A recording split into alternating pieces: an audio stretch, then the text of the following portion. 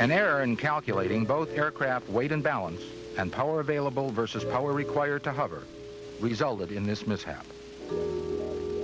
The crew attempted to fly this Cobra into an out-of-ground effect hover with full armament and full fuel. The Dash 10 indicates that for these conditions, power simply is not available. Pilot technique cannot overcome the basic laws of physics. The Dash 10 clearly shows that a UH-1 with full fuel and 8 passengers could not complete a successful takeoff from the 8,200-foot density altitude pickup zone. But the crew did no performance planning. 7 were killed.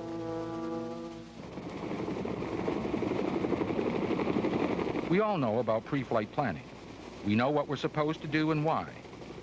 But sometimes, well, it just doesn't always get done. And that's not smart. Just ask any mishap investigator. So let's go through the procedures and review how to do it all. Along the way, we'll give you some tips that make the job easier. This is Warrant Officer Walt Probka. We're going to observe him as he does his flight planning for tomorrow's missions. Walt's unit is taking part in a field training exercise. His first mission of the day will be an early morning flight, lifting 6 combat-loaded troops to Landing Zone Echo. It will be a terrain flight mission. He'll need the ability to hover out of ground effect. Predicted temperature for this mission, 25 degrees Celsius, and pressure altitude of 2,000 feet. Midday, we'll see Walt refueling. His other mission for the day will be at 13:30, when he'll lift a sling load of 1,400 pounds for Landing Zone Charlie. Weather forecast calls for a hot afternoon, 35 degrees Celsius. Pressure altitude in the operating area will be 2,000 feet. With his briefings completed, he is ready to begin his flight planning. Here are the planning steps he's going to go through. First, he'll determine his maximum torque available. Next, the performance limit. Then he'll use the performance limit to figure his torque required to hover, or go, no-go value. The numbers then have to be converted to indicated values for his aircraft. Finally, he'll check the weight and balance for each mission. He begins with maximum torque available for the morning mission. This value comes right off the maximum torque available chart in the Dash 10. For a pressure altitude of 2,000 feet, he traces across to the predicted morning temperature, in Celsius, 25 degrees.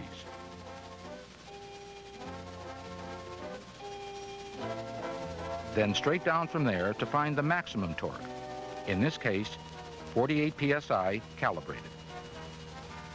Instead of letting everybody make pencil marks on the chart in the Dash 10 until it becomes practically unreadable, many units now run off copies of the chart. You can mark it up all you want, take it with you, then throw it away after the flight. To find the performance limit, you use the hover chart. Enter with the maximum torque that you just determined, 48, and trace up to the hover height you want. Walt will use the 50-foot hover line since his mission involves terrain flight.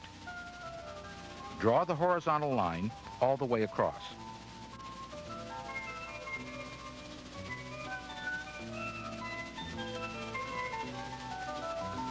Next, you enter with pressure altitude, 2,000 feet, trace across to the predicted temperature, 25 degrees Celsius, then down.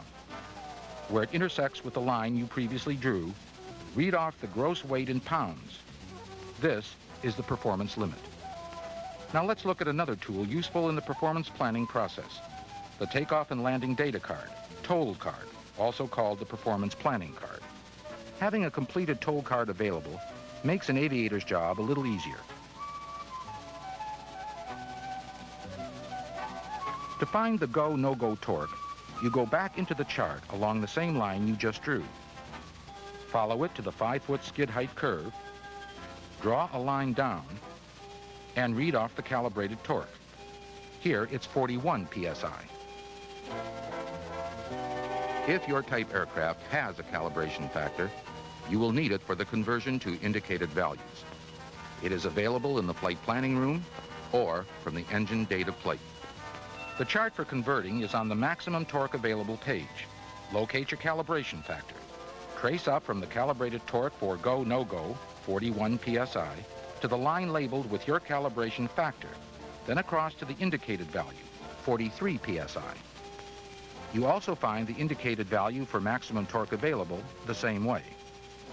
This information is recorded on the takeoff and landing data card, completing both the departure and arrival sections. Next, the same computations for the afternoon flight.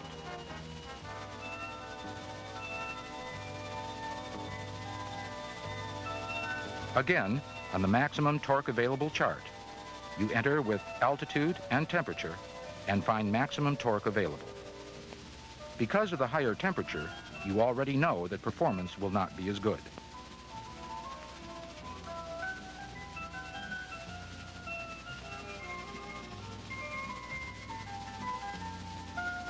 Now enter the hover chart with the calibrated torque just found, 43 psi. This time, however, he uses the 15-foot hover height line because that will be his skid height while hovering with this particular sling load.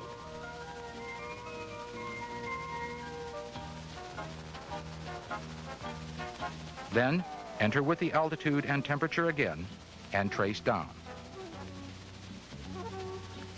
The performance limit turns out to be 9,000 pounds for this mission. After completing the performance calculations, the next step is weight and balance.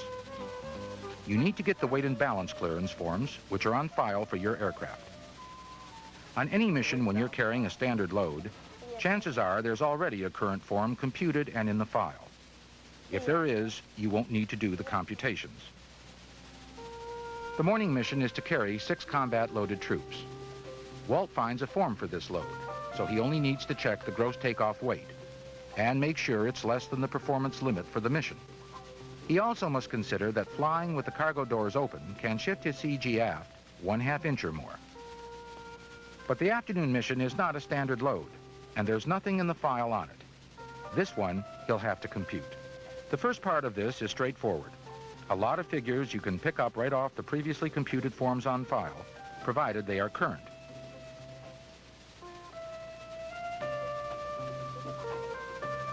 Next, the moment for this load. There are 2 ways to get it. Look it up in the Dash 10, or multiply the cargo weight by the fuselage station. The payload is going to be 1,400 pounds.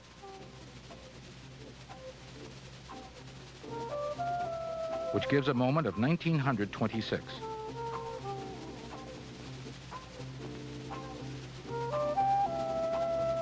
Enter this information on the form.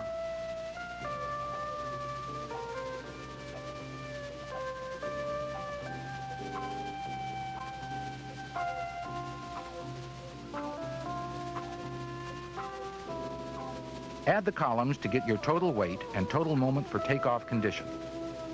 With a sling load of 1,400 pounds, gross takeoff weight is going to be 9,100 pounds, or 100 pounds over the performance limit. Here's the question he's facing. How would you answer it? In this situation, the pilot should fly the mission since gross weight is only 100 pounds over the limit, use less than a full load of fuel, have the cargo load reduced, or refuse to fly the mission. The answer in this case is use less than a full load of fuel. By taking on less fuel, he'll be within the performance limit, but still have far more than enough for the assigned missions. Incidentally, you are responsible for the safe operation of your aircraft. An order to fly doesn't make you any less responsible. Instead of recomputing the whole sheet, the easier way is to use the corrections block. The first step is to enter the weight and moment of the original fuel load. To provide a good margin of safety, he's decided to take on only 1,000 pounds of fuel, which is 300 pounds less than a full load. The moment for 1,000 pounds of fuel is 1,471. He enters this information also in the corrections block.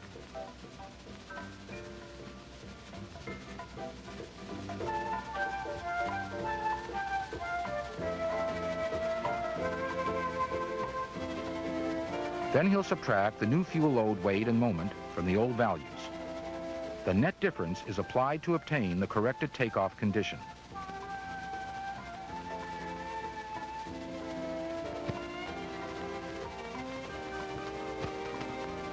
Now he's ready to check his CG and make sure he's within limits.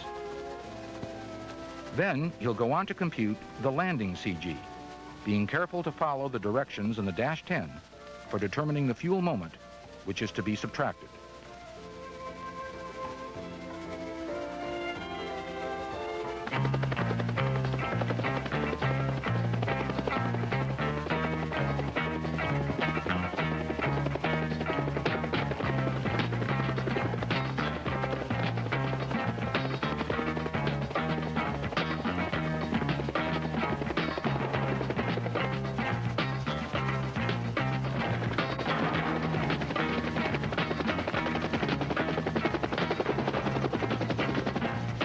On his 5-foot hover, Walt finds he needs more torque than he expected. The aircraft is performing as if its gross weight were higher than calculated. But this is still acceptable, since the torque value is at or below the go, no-go value of 43 psi indicated.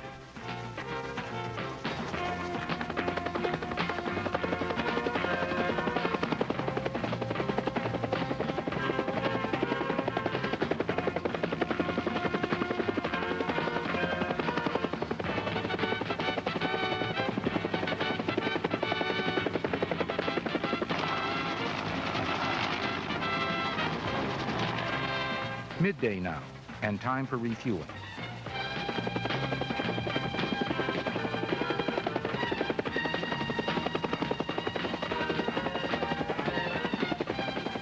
It's not always easy to get less than full tanks. Unless you supervise it yourself, you're liable to end up with more fuel than you wanted. Nobody knows how many accidents have happened because the aircraft was over gross, having more fuel on board than was necessary for the mission. By taking on 300 pounds less than full, he's given himself a 200 pounds margin. Walt likes to give himself a safety margin because he knows, for example, that fuel density varies with temperature, and that on a hot day, high humidity can rob him of 200 pounds of lift capability. 15-foot hover, and the torque is go. En route from refueling to the sling load pickup point, Walt receives a mission change. Tango 6-2, this is Top Hat. Tango 6-2, go. Tango 6-2, we have a mission change. Cancel the sling load. Pick up 2 packs and some equipment at the same PZ. Drop them off at LZ Bravo. Tango 6-2, roger out.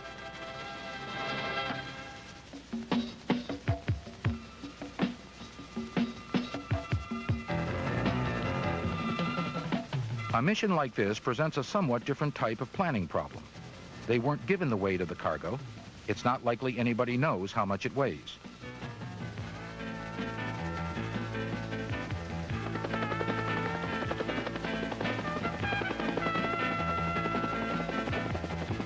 And another thing, it seems landing zone Bravo is at 4,000 feet, 2,000 above their present location. The first thing you need to do the performance planning for the new mission is the temperature at landing zone Bravo. You can estimate it using the current local temperature of 35 degrees and subtracting the standard lapse rate of 2 degrees per 1,000 feet, or 4 degrees, to obtain 31 degrees.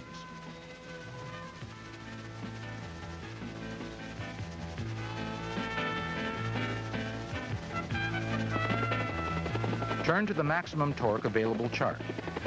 Enter with 4,000 feet over to 31 degrees and down to 42 psi calibrated.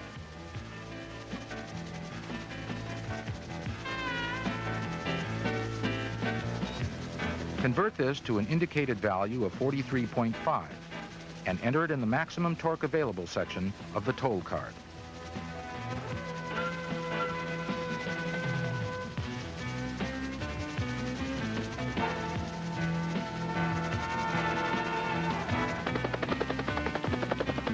Then turn to the hover chart. Enter the top chart with 4,000 feet and 31 degrees. Draw a line down. Enter the left chart with 42 psi, go up to 50 foot skid height, and over to the first line. The intersection is the performance limit, 8,200 pounds. The next step is a bit tricky. You've got the maximum gross at destination. Now you need to figure the go, no-go at your present location. That will tell you whether your actual weight is acceptable. Draw a line through the 8,200 position, add 200 pounds for burned fuel, 8,400. From there, go over to the 5-foot hover skid height line and down to find the calibrated torque, 36 psi. On the maximum torque available chart, this 36 psi converts to 37.5 indicated, the torque required to hover at 5 feet. This way, you can check at departure whether you'll be okay when you reach destination. And when you're going to be landing at a place where the altitude or temperature is significantly higher, this method can be very important to your health.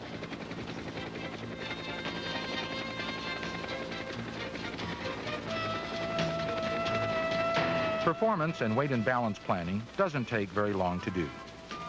It gives you the confidence of knowing you're within limits, knowing that you can hover out of ground effect if you have to.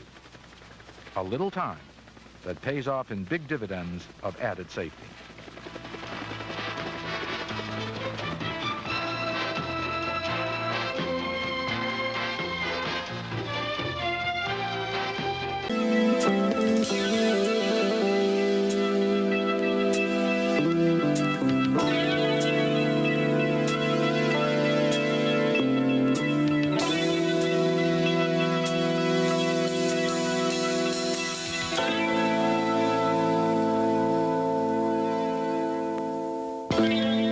This is all that's left of an OH-58.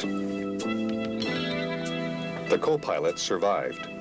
He was thrown out when the aircraft broke apart as it crashed into the lake.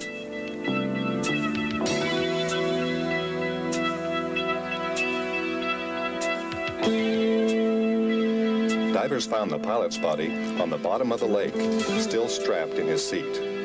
He was at the controls when the accident happened.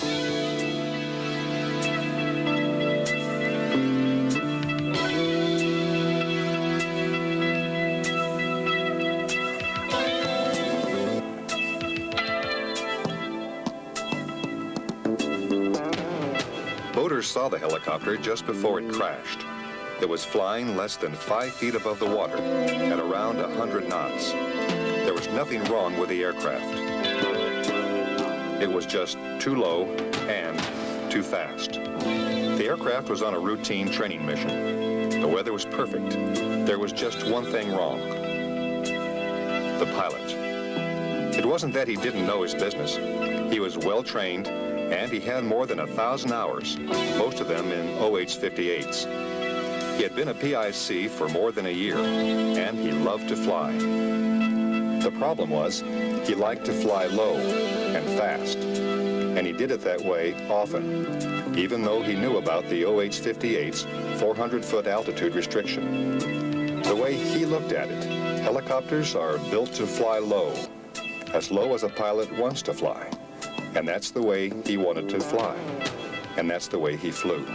In the past 12 months, 6 operational hazard reports had been filed on this pilot for violations of procedures. Why in a unit where everybody, other aviators, crew chiefs, the safety officer, the platoon leader, and the unit commander himself knew this pilot was unsafe, didn't somebody do something to stop him? There were several reasons, but none of them were good reasons. Friends of the pilot killed in the crash were reluctant to report a buddy. When reports of the pilot's unsafe flying continued, the safety officer, standardization officer, and platoon leader went to the unit commander and recommended that the aviator be grounded. But the commander decided counseling was the thing to do. He had only 3 pilots to fly the unit's 6 OH-58s, and he thought some of the things the pilot was accused of might not be as bad as they sounded. So, everybody knew they had a high-risk aviator in the unit, but nothing was done to stop him from flying the way he did. The last person who had a chance to do something was the acting unit commander. He was the co-pilot on the day of the accident. He had flown with this pilot before, and he had told him more than once that he was flying too low. On this day, too, he had told the pilot he was too low. But then he looked down at his map, and the next thing he knew, he was in the water. When there's someone who doesn't follow the standards, someone who refuses to fly by the rules, someone who takes unnecessary risks, someone has to care enough to do something about it. Or share the responsibility when something happens.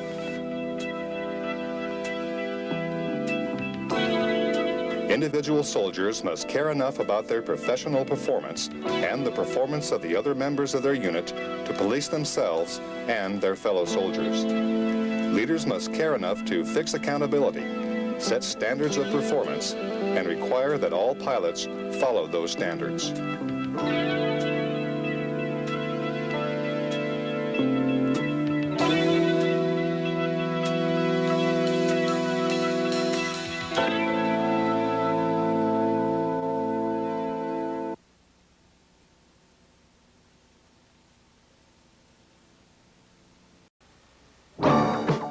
Helicopter ground signals, useful for giving pilots guidance during sling loading, landing, and ground handling procedures, if radios are not being used, or if it would be dangerous for them to be used because the enemy is near. Ground signals are also useful when the helicopter has a bottom hatch through which the crew chief may look, since the crew chief may have blind spots or may not see all that is required. This presentation will demonstrate most of the official Army aircraft ground signals in FM 21-60. It is suggested that you review the signals in FM 21-60 to ensure that you are able to give them accurately and distinctly whenever needed. Here, a CH-47 helicopter is approaching a forward supply point in order to sling load a resupply of ammunition and deliver it to a combat force in the field. As the helicopter approaches, the signaler shows the pilot the desired landing direction. His arms are rigid overhead, palms inward. As the helicopter begins to hover over the load, the signaler must move to a position about 45 degrees off the pilot's side of the helicopter, remaining in the pilot's sight at all times. The signal being made indicates to the pilot to move the helicopter ahead. The palms are up, facing backwards, and are repeatedly moved backward at shoulder height. The pilot is directed to stop. The signaler's arms form an X above the head. Should he overshoot the hookup point, the pilot can be signaled to move back. The signaler's arms are at his sides, palms forward, and are swept forward and upward repeatedly to shoulder height. The signaler now requests the pilot to hover the aircraft. Arms are extended horizontally, sideways, palms downward in a T formation. To get the pilot to move the aircraft down, the signaler beckons downwards from the hover position. The rapidity of the movement indicates the rate of descent.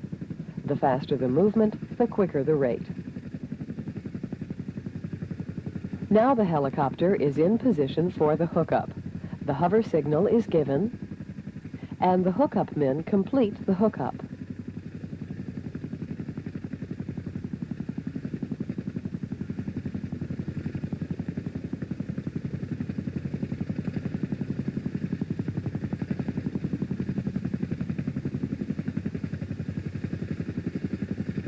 The signaler indicates the hookup is completed by placing his fists high in a rope climbing position. He then bumps his fists together.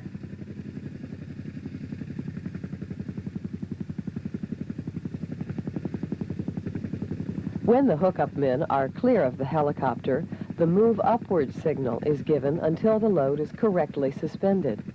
The palms are up and the arms are moved upwards.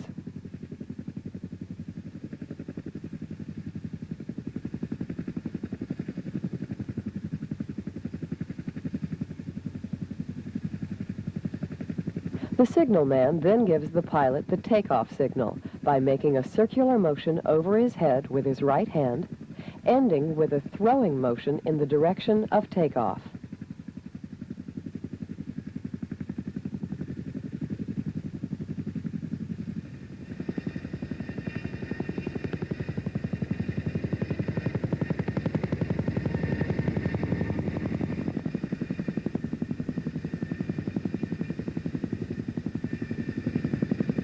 If the helicopter were delivering these supplies, the signaler would want to give the release sling load signal.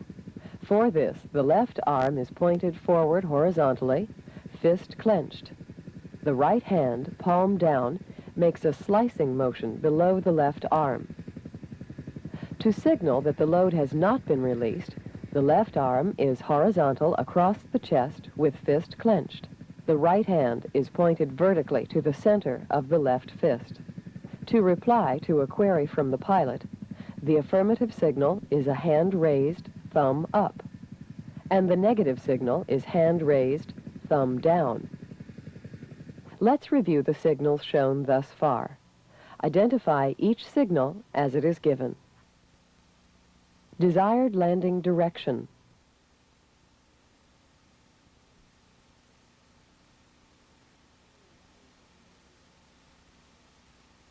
Move ahead.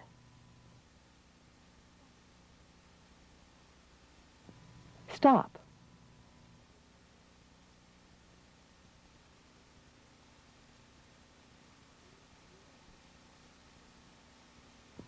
Move back.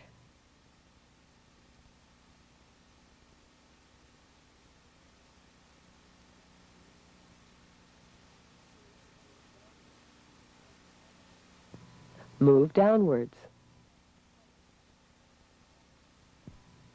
Hover. Hookup completed.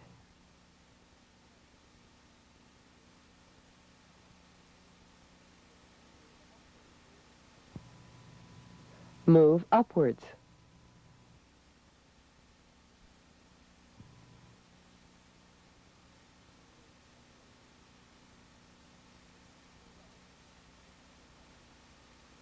Take off.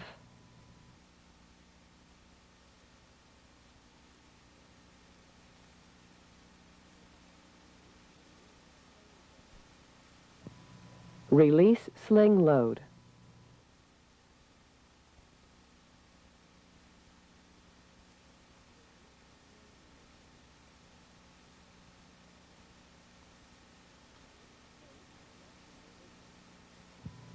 Load has not been released.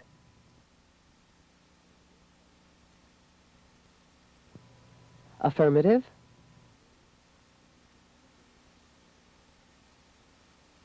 Negative.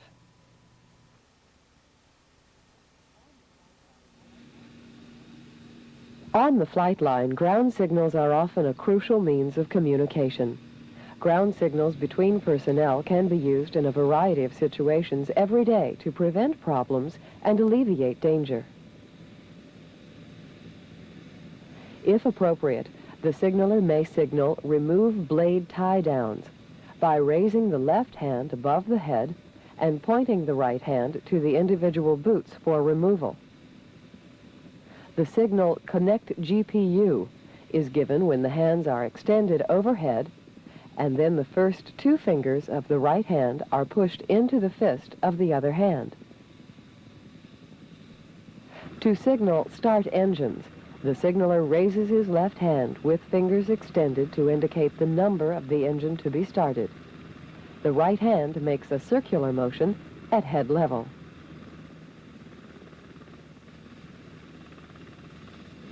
For disconnect GPU, the two fingers are pulled away from the left fist.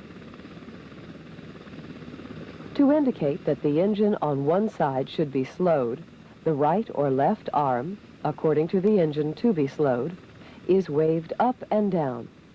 The other arm is down. To signal to remove chocks, the pilot moves his fists outward with thumbs extended. The signaler indicates that someone is approaching the aircraft. His left hand is raised overhead, palm forward. The other hand points to the approaching person and gestures towards the aircraft. The pilot gives the clearance for the approach by beckoning with his right hand at eye level. The signaler repeats the signal to confirm clearance to the person approaching, and then gives the signal to remove chocks by sweeping his fists outward at hip level, thumbs extended.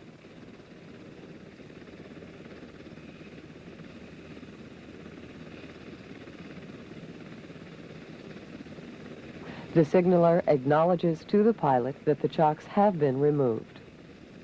Next, the signal is given to release brakes. Arms are above the head, fists closed, and then opened. If the brakes must be applied, palms begin open and then are closed. The signal is given to insert chocks. Arms are down and swinging, fists closed, with thumbs pointing inwards.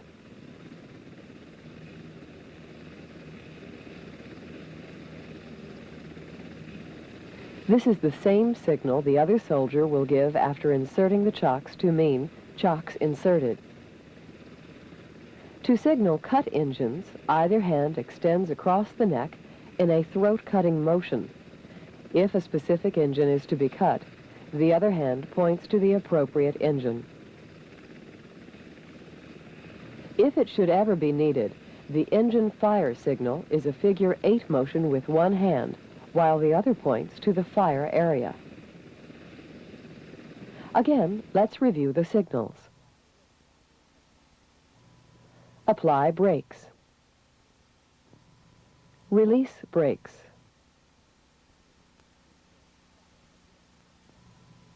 Insert chocks. Personnel approach the aircraft.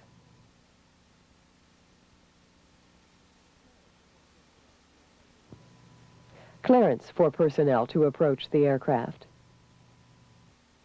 Chocks inserted.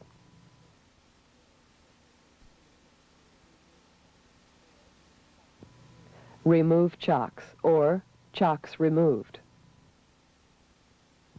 Connect GPU. Disconnect GPU.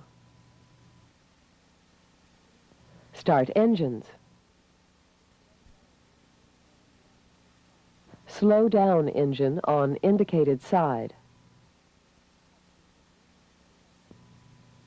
Cut engines. Remove blade tie-downs. Engine fire. Now we face a different situation. A helicopter is approaching an area where landmines, trip flares, and other perimeter defensive devices have been placed, and it must set down in a designated safe landing spot. Signals typically used in marshalling helicopters will be used here to bring about a safe landing. The signaler tells the pilot to slow down. His arms are down, with his palms toward the ground as they are moved up and down.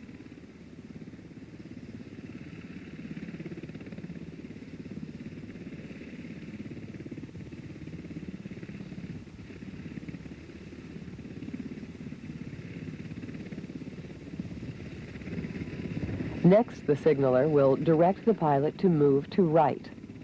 The left arm extends horizontally sideways in the direction of movement. The right arm is swung over the head in the same direction in repeating movements.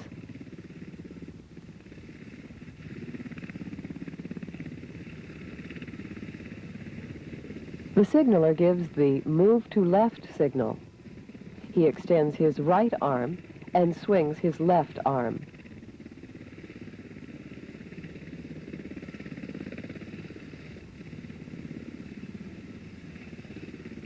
If the signaler sees that the tail of the helicopter should move to the right, he points his right arm down and moves his left arm from overhead vertical to horizontal forward repeatedly.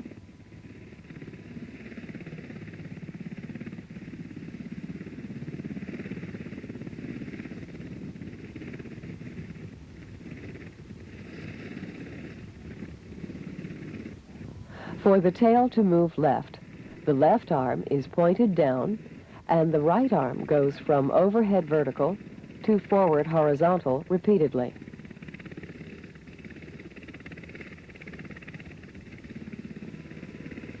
The helicopter is now positioned for a safe landing. The signaller gives the signal to land by crossing his arms downwards in front of his body.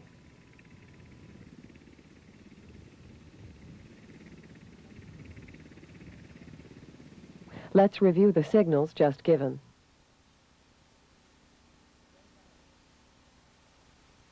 Slow down.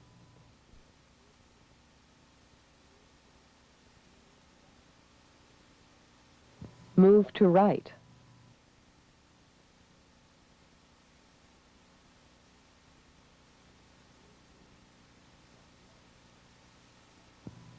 Move to left.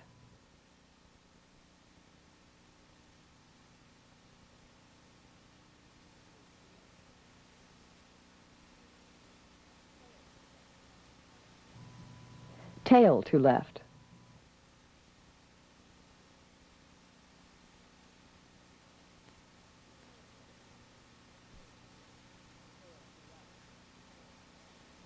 Tail to right.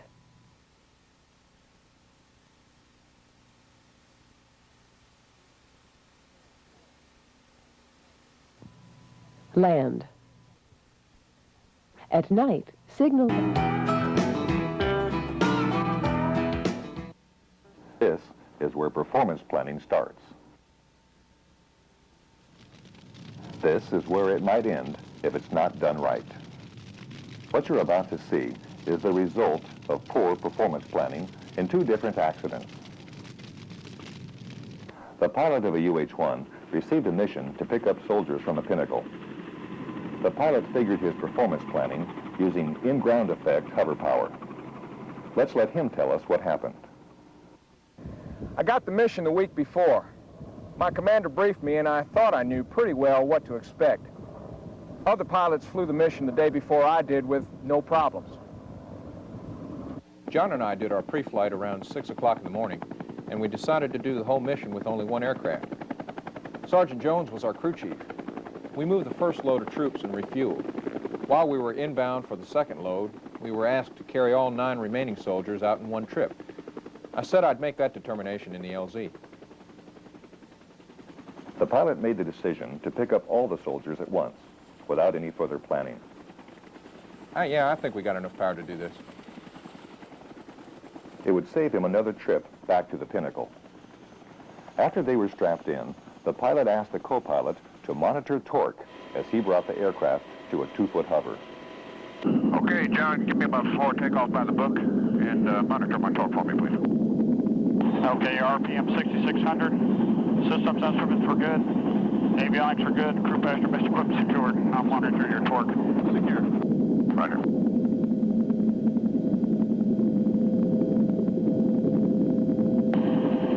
(21, 24, 26, 28, 32, 36, 36, 36. But then, the UH-1 started an immediate and uncommanded right turn. He couldn't put it back down because of trees near the tail rotor. He applied full left pedal without getting a response. He felt committed to depart the Pinnacle and applied forward cycling. LTE, can't stop. What? Jones! Throw it out! All of it! What? Throw it out! All the rucks! Everything! Hurry! Everything! Yes, sir! All of it! The pilot had his hands full with a helicopter that didn't want to fly, and a flight that was going to be anything but routine. The crew chief and passengers threw out everything they could. Let's hear the crew chief describe what happened next. Even when the UE started to spin, it took a minute for me to realize we were in trouble. I knew we were close to max gross, so we had to reduce our weight or crash. I was shocked to be throwing out equipment, but it worked. We did hit something with the bottom of the aircraft just before we cleared the crest. After the impact, I did manage to get the aircraft pointed down slope while we jettisoned everything we could. I'm just thankful that no one was hurt. They were just too heavy. When the pilot figured gross weight, he used in-ground effect hover power instead of the out-of-ground effect hover that was required. They were actually 1,300 pounds overweight. They had just refueled, and when they loaded the 9 soldiers, they took on more than the Huey could handle. That pilot misfigured his performance data. The pilot in this next accident used the wrong charts. After 10 sling load operations in mountainous closed-in terrain, the crew of the CH-54 was packing up their equipment to go home. The previous operations had gone without incident, even though performance planning for the mission had been miscalculated from the beginning. Cooler temperatures earlier in the day gave them the fudge factor they needed to accomplish their mission. However, by the time they wrapped things up, warmer weather and poor performance planning were getting ready to take their toll. These experienced aviators did not accurately compute their performance planning data. When they checked the charts to see if they would be able to take off, they used the wrong ones. By their calculations, they were within gross weight limitations when, in reality, they were almost 4,000 pounds overweight for the conditions. When they tried to take off, they didn't have the power they needed to clear the 30-foot trees. The crew demanded more of the aircraft than it could give, and it did exactly what the book says it will do under these circumstances. Something has gone wrong. Something has really gone wrong. He hit the dirt. It didn't make it.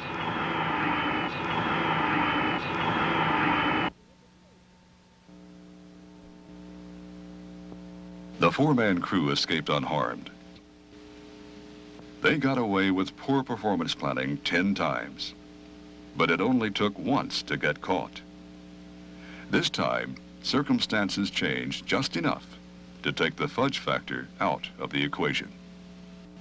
Close is just not good enough when it comes to performance planning. Emotions, emotional problems, tension, anxiety, mental strain. These words seem to be very common. They're used much more today than they were 50 years ago because our daily life has changed very radically in those 50 years. Not so very long ago, life was relatively placid, tranquil and calm, no great emotional strain. Today we are living in the midst of the greatest social and technical change ever to take place in the history of mankind. The demands of our daily life put an emotional strain on all of us. Hurry, worry, deadlines to meet, bills to pay. When our minds become too preoccupied with too many of these problems, we can easily become the star performer in an accident.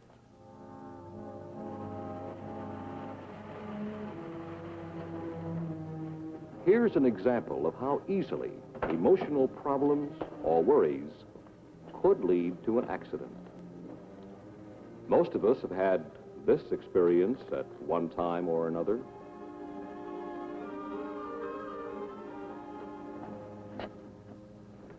Sir, you just drove through a stop sign 2 blocks back. Me? I did? Yes, sir. That fellow in the black car hadn't been on the ball. You might have killed him. Yeah, I see your license and registration, please.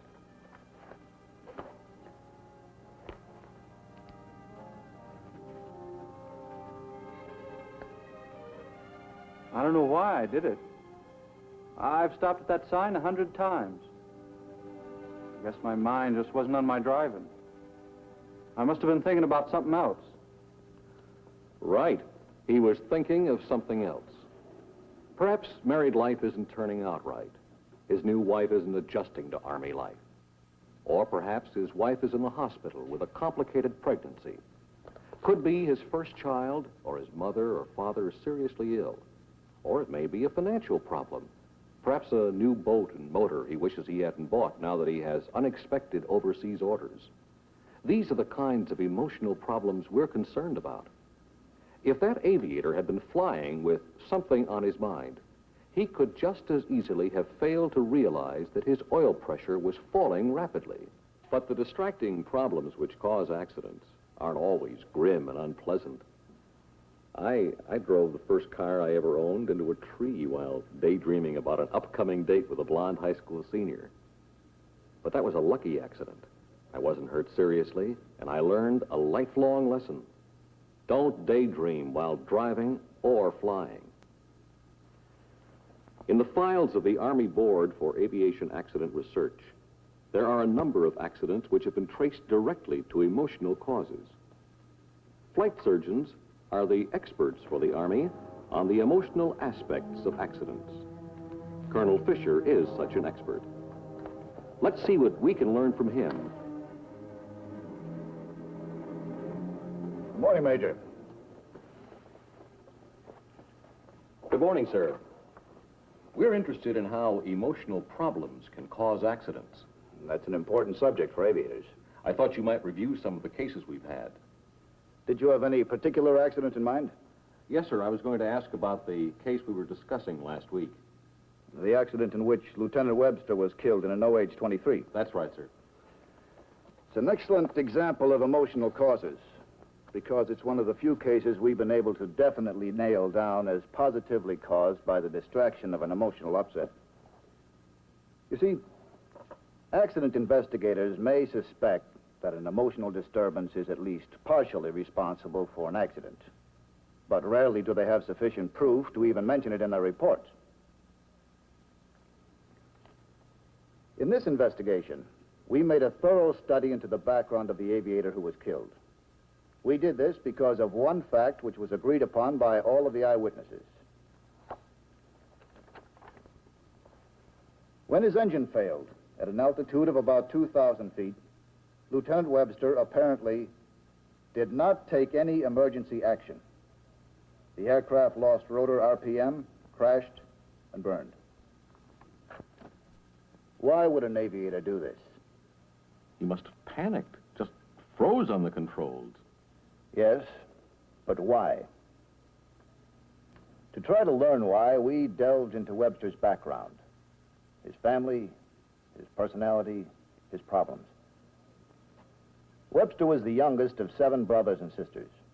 He was the family favorite, and they were a warm, stable, and closely knit group.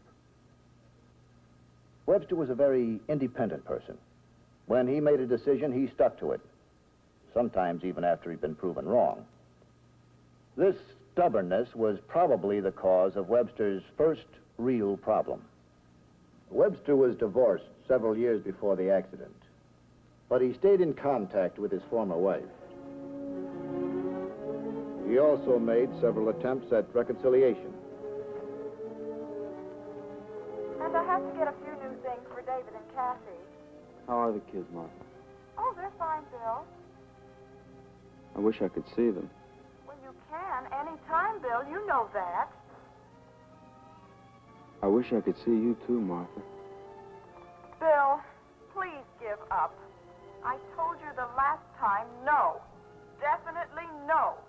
Now, if you don't drop the subject, I'm going to hang up.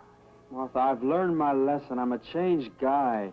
Bill, you're just as bullheaded as you ever were, or you just wouldn't keep trying.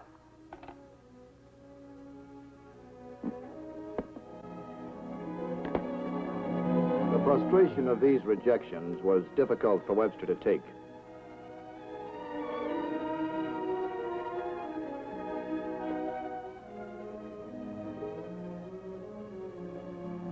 And after each rejection, he burst out aggressively at anyone who disagreed with him. After several years of frustration, he found another girl. But the circumstances of his courtship took a heavy toll on his energy. The girl worked as an entertainer in a nightclub more than 60 miles from his post.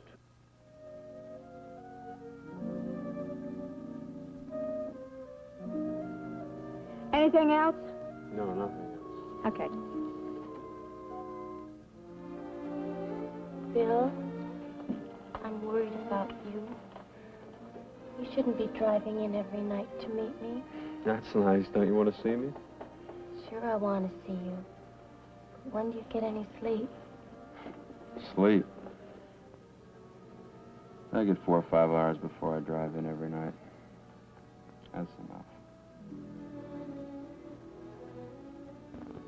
I told you yesterday how we could solve the problem.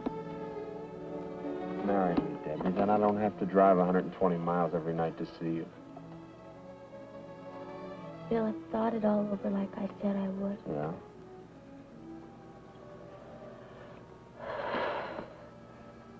Well, I just wouldn't fit in. I'm used to theatrical life and excitement and coming and going as I please on my own. You'd forget all that. I know you would. Maybe you're right. Maybe I would. But I'm not ready to yet, Bill. I don't want to give it up. And you don't love me. I didn't say that, honey. We'll talk about it later. Who gets the sandwich? I do. Coffee?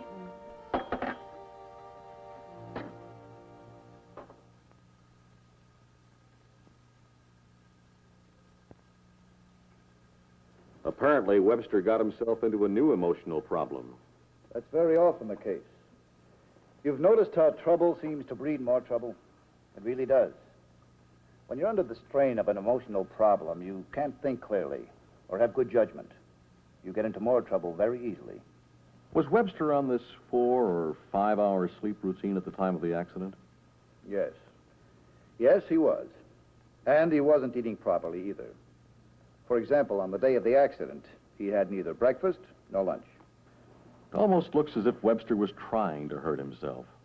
As a matter of fact, that may be true. Suicide can't be ruled out as a possibility.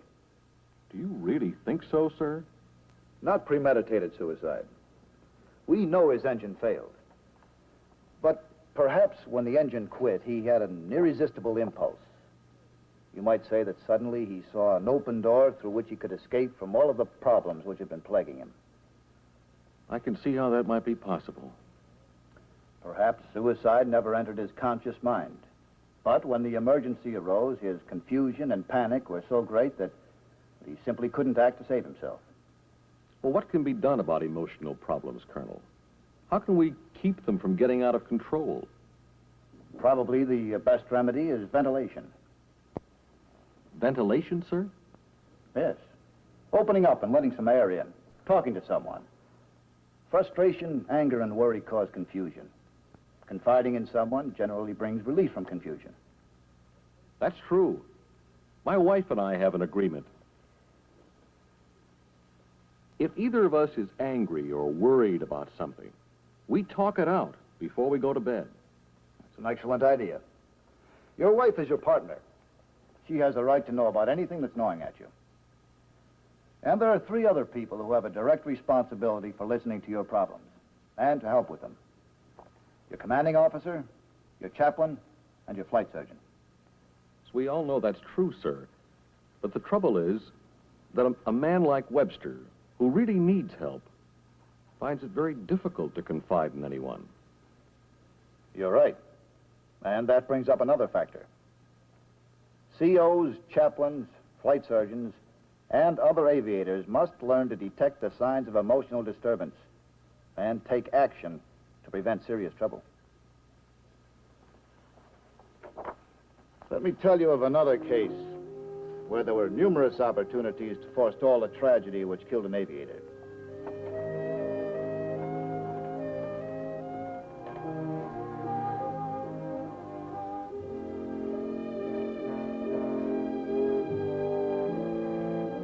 This young officer started to avoid his friends and was drinking much more than usual.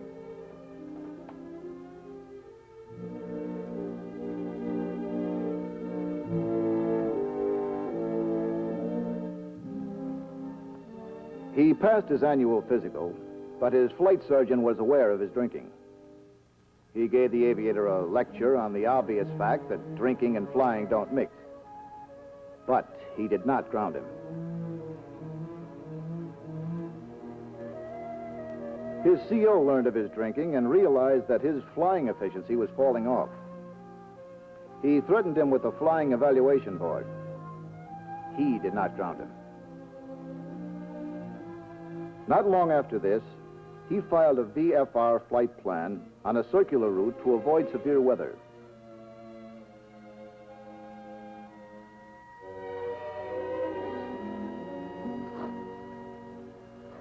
Two hours after takeoff, he crashed 40 miles from his circular route and on a direct route to his destination.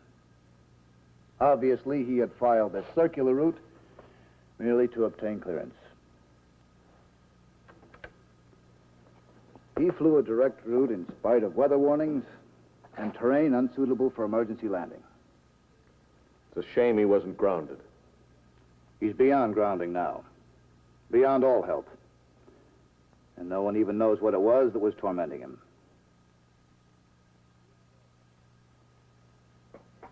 Everyone with authority over aviators must realize that flying is a business that challenges your ego. Aviators can ground themselves, but they won't do it. If one of your men starts drinking too much, or is grossly depressed, or overly elated, ground him first, then lecture him. If we can get that point across, we'll have come a long way. Well, thank you very much, sir. You've pretty well wrapped up the subject for us. We can sum it all up this way. As an aviator, you must realize that a serious emotional problem can be just as much of a hindrance to flying as a broken arm might be. Those you can turn to for help are members of your own team, all of them personally involved with your well-being. Your CO is responsible for your military capability. Your chaplain is responsible for your peace of mind and spiritual welfare. Your flight surgeon is responsible for your physical and psychological well-being. These are the men you can unburden yourself to. Perhaps like the TV commercials, we should end with a slogan you can use when your mind's jamming up. Talk it out. Don't bottle it up.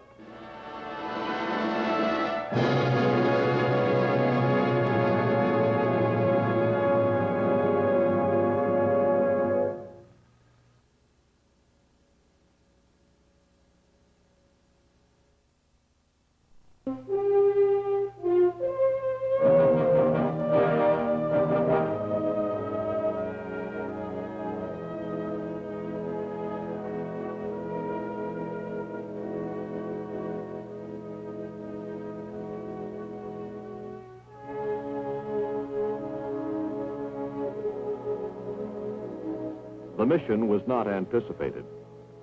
At 5 in the morning, this man, the pilot of the ill-fated aircraft, was asleep in his quarters.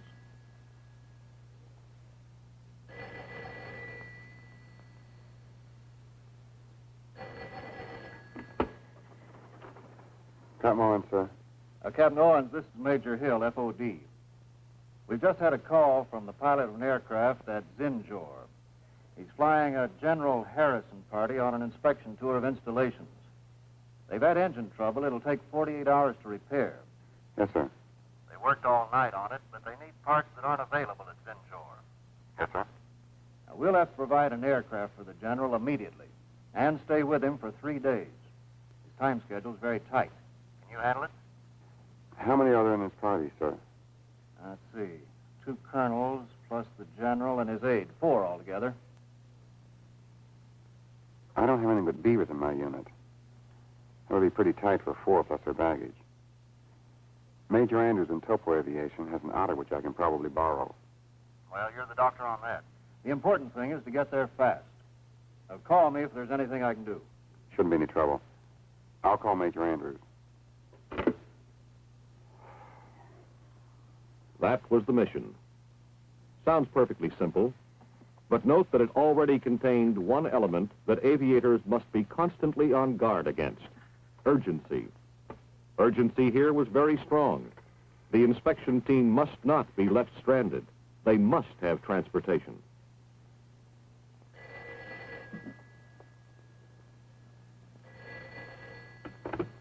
Major Andrews here.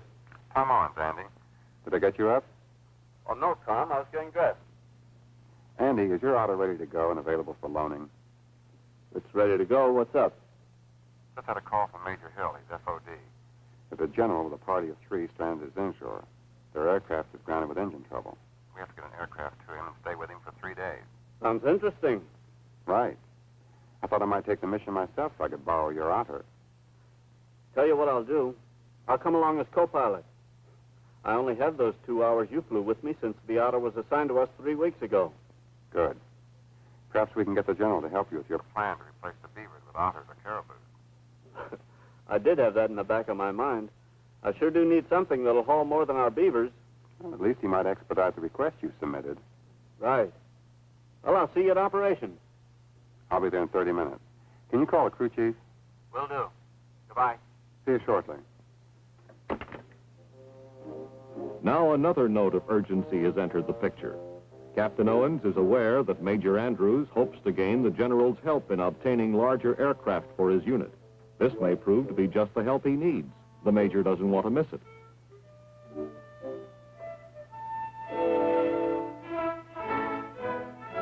The Otter was a new acquisition of Major Andrews' unit.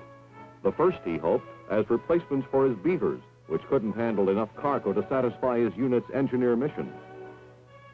Specialist McNeil was the Otter's crew chief, as he had been for some months prior to its assignment to this station.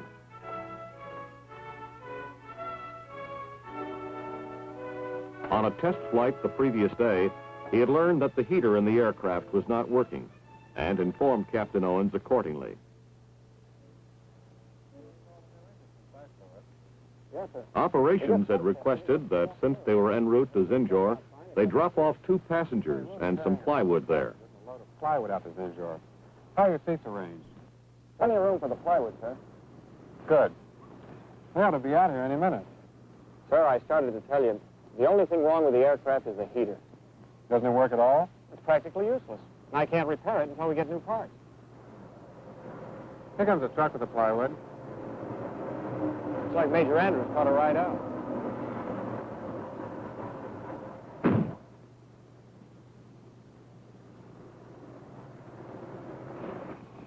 Where are the passengers, Andy?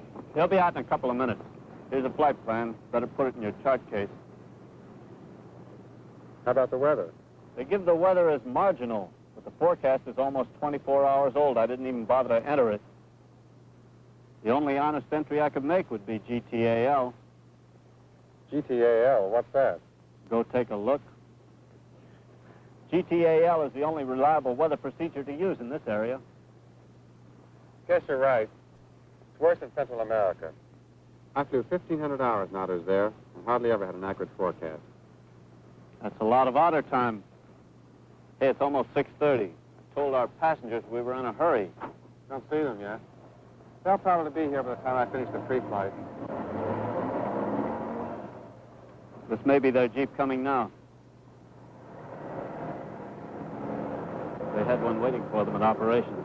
Good. I'll just give it a quick pre-flight. McNeil probably has everything in good shape. He's pretty conscientious. Everything's fine except for the heater. Yeah, I know. It needs a new igniter plug.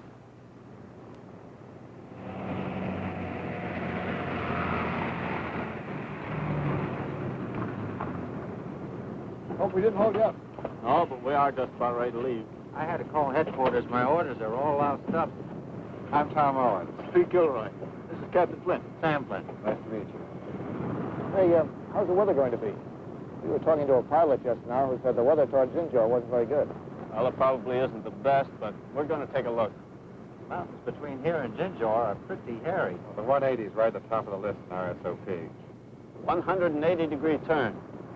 If the weather closes in and we don't have an instrument clearance, it's our SOP to make a 180 and fly out of the weather. Sounds like damn good policy. Well, shall we get aboard now? Yes. McNeil will fit you to your parachute.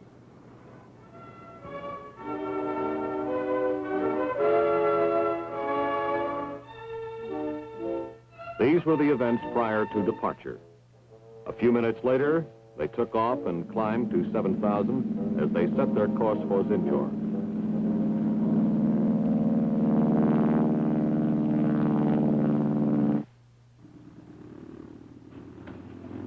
Well, I sure wish we had the parts for that heater. It'll be colder over the mountains. What's the minimum we can fly through the corridor?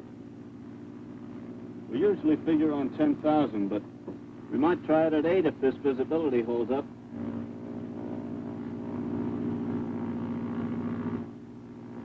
What do you think about the weather, Andy? It's too soon to tell. But I'm for giving it a real good try. We're going to have an awfully unhappy general if he has to sweat us out of Zinjor for very long. For my own reasons, I'd like to have him happy with the capabilities of Army aviation. The first hour of flight was completely uneventful. They proceeded at 7,000 feet in good flying weather. The flying time was estimated at 3 hours. So at the end of the first hour, they had covered about 1/3 of the total distance.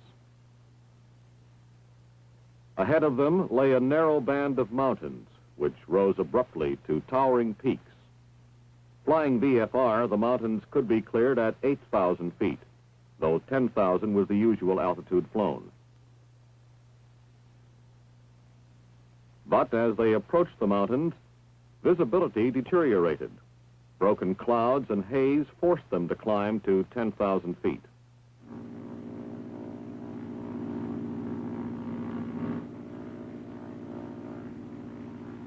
Doesn't look good, Tom. If this were just a routine mission, I'd say we should turn back. Well, there's some pretty big holes.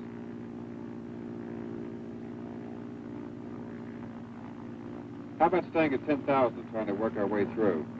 Some of these mountains go to almost 14,000 feet. I wouldn't want to try it on this kind of visibility. I'd hate to turn back and then find that it was clear as a bell on the other side of the mountains. Let's climb to the top of this cloud mass and see what it looks like from there. All right. That way at least we'll be sure before we turn back. This decision, arrived at because of urgency, was the primary cause of their accident. The weather ahead was obviously IFR, and they were out of radio range to refile. It is difficult to understand why two experienced aviators, both of them unit commanders, chose to continue the flight, but they did. The top proved to be at 15,000 feet, but there were still some fairly good-sized holes. Owens and Andrews made an ill-considered decision. I think we can make it on top, Andy. There are enough holes to maintain ground contact. Let's think about it before making a decision, Tom. Well, once we pass the mountains, we can pick up the Zinjor ADF and let down even if the deck is solid. I don't know, Tom. It'll take at least an hour to get past these mountains, and we're at 15,000 feet without oxygen. Without oxygen? Well, there were portable units on this aircraft the last time we flew it. Right, but I've changed the procedure.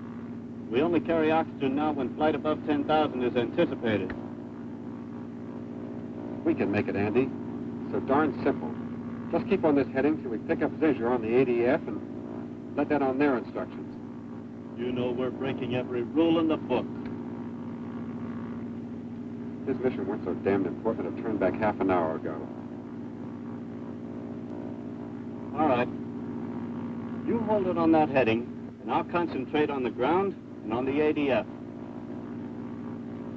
I'm already practically rigid with a cold, and we can expect a certain amount of hypoxia, so if we lose ground contact or don't get an ADF heading in 45 minutes, we'll make a 180, okay? It's a deal. We'll turn back in 45 minutes unless we've got it made. A conversation something like this must have taken place between the two unit commanders. A 45-minute deadline would seem to be a positive safeguard against trouble to two men who were already suffering slightly from hypoxia, lack of oxygen. But they'd overlooked one key factor in making their decision. Without an accurate weather forecast or continuous ground contact, they had no knowledge of wind direction or velocity. At 15,000 feet over the mountains, they had unknowingly encountered a strong quartering headwind with a velocity ranging upward from 50 knots. As they proceeded, they drifted further and further off their intended course, and the forward progress of the Otter was slowed considerably. As the 45-minute deadline passed, they were considerably to the left of their course and lost, but they did not know it. The intoxicating effect of hypoxia dulled their senses and their judgment. With lack of oxygen and extreme cold, they were about as capable as though they'd just had 3 martinis in rapid succession.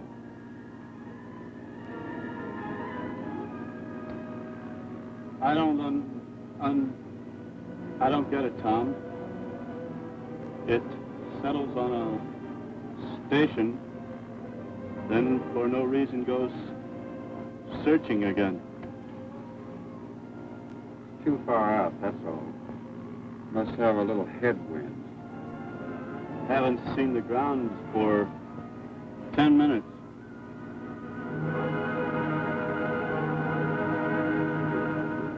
We better turn back. Turn back? Why turn back? Look, the ADF locked on like it was glued there. Why don't you call them on the radio again, Andy?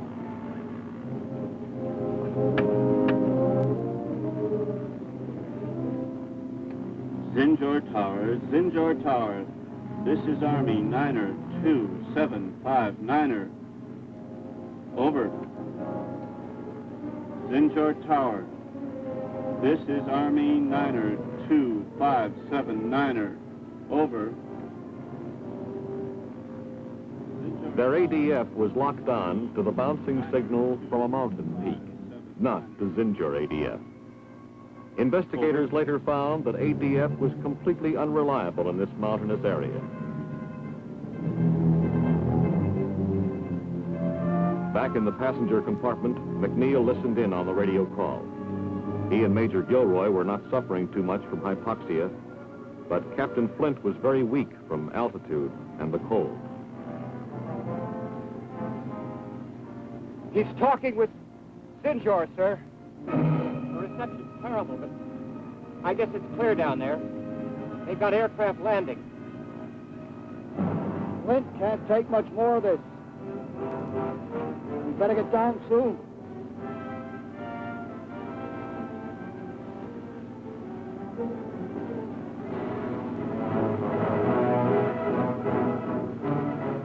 Yes, sir, I'll tell them. Major Andrews says to cinch up the seatbelts. We're over Zinjor, and we're going to let down through the overcast. Now, there may be some turbulence.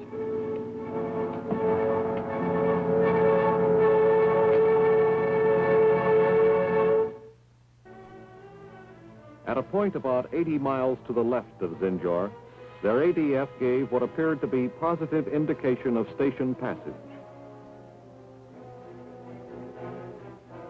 This was undoubtedly caused by another reflected signal. Hypoxia and cold had so confused their judgment that without positive communication or instructions of any kind, they descended to penetrate the overcast. As they entered the clouds, they encountered snow and turbulence, which rapidly became a full-blown blizzard.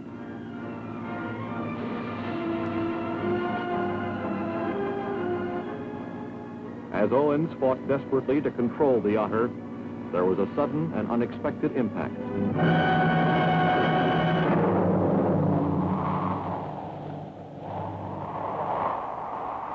They crashed on a mountain slope at an altitude of 12,500 feet.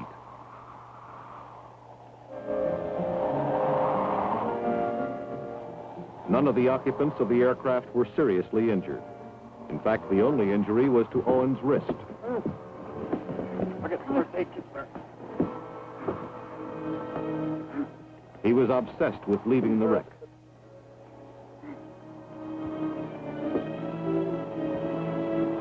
out of here. It's 12,005. We'll freeze. We can't stay. Just relax, relax.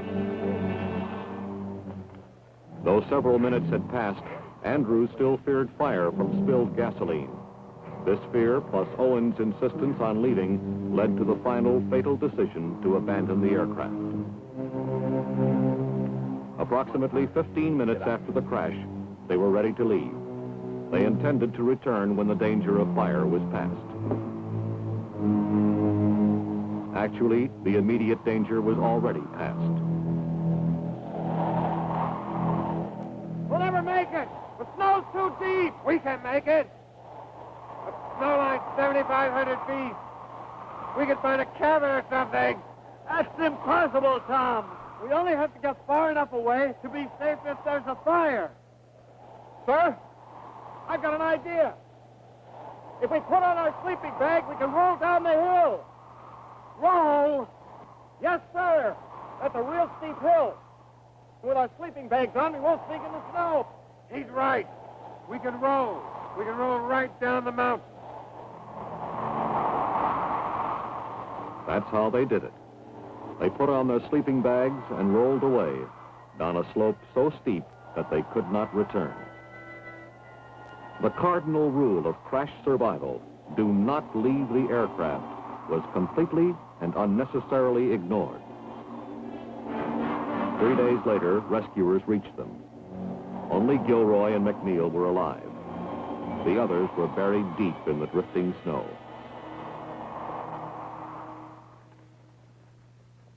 As a flight surgeon, I've studied the reports of this tragedy and attempted to define and analyze the primary causes. There were three of them: urgency, hypoxia, and stress. Urgency, in this case, was of an administrative or peacetime nature, but it was a critical factor in driving these men on when obviously they should have turned back. In combat, Army aviators have to live with urgency. You must learn to recognize it, evaluate it, and deal with it in every mission you fly. Hypoxia, the second factor, is a medical phenomenon with which every aviator must be familiar. The feature of hypoxia, which is perhaps most dangerous, is its insidious effect on judgment. It helped to cause these men to follow a course of poor judgment and to completely ignore the dangers involved. The third factor is stress. Stress affected Captain Owens particularly, and all of the others to some degree, after the crash. The stressful situation led them to desert the aircraft. This was a foolhardy, self-endangering move which only served to compound their troubles. A stressful situation, such as that depicted in this film, can cause a breakdown in normal mental mechanisms. This breakdown is commonly called panic. Under similar circumstances, any one of us might panic. One effective way to combat stress is through strenuous pre-crisis training. If the steps to be taken following a crisis are well enough planted in your mind, you may be able to carry them out in the face of overwhelming stress. Briefly, you should know when to expect stress and realize that you're not reacting normally. Sit down and talk or think calmly after a crisis. Have food if food is available. Immediately following a crisis, the mind may refuse to accept the reality of what has happened. When this occurs, it is necessary to allow enough time to pass for this acceptance to take place. Helping you to recognize and deal with urgency, hypoxia, and stress are the reasons why you've been shown this film. This happened to men like you. It could happen to you. If after urgency and hypoxia had gotten them into trouble, these men had dealt with stress logically and stayed with the aircraft, there would have been 5 survivors rather than 2. This is a proven fact, not a probability. Here's why we know it's a fact. Members of the rescue party used the wreck for shelter for almost 2 weeks. They lived in it with relative comfort, using the plywood, parachutes, water, food, and clothing from the luggage. The crash victims deserted all of this to suffer miserable cold and pain, exposed to the elements on the snowy slope of a mountain.